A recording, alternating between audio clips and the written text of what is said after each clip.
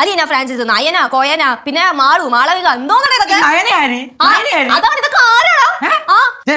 നീ ഇപ്പോഴും ഈ ചെയ്യൽ കേസ് വിട്ടില്ലേ പിള്ളേരടി? നമുക്ക് വേറെ പണിയൊന്നും അയ്യോ ചേട്ടാ, ഞാൻ വിട്ടതാണ് ഇതൊക്കെ. ഇവരാണ് ചൊറിഞ്ഞോണ്ട് വന്നത്.